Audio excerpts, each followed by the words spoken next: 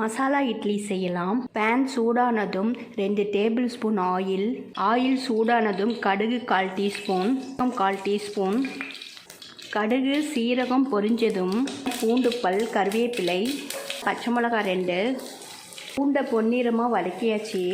வெங்காயம் 1/2 கப்பு, நைஸாக அரைச்சி வச்சிருக்கிற ஒரு தக்காளி பழம், மஞ்சள் தூள், மிளகாய் தூள், தனியாத்தூள், 1/4 கப்பு நல்லா வதக்கிடலாம். 1/4 கப்பு தண்ணி குக் பண்ணிடலாம்.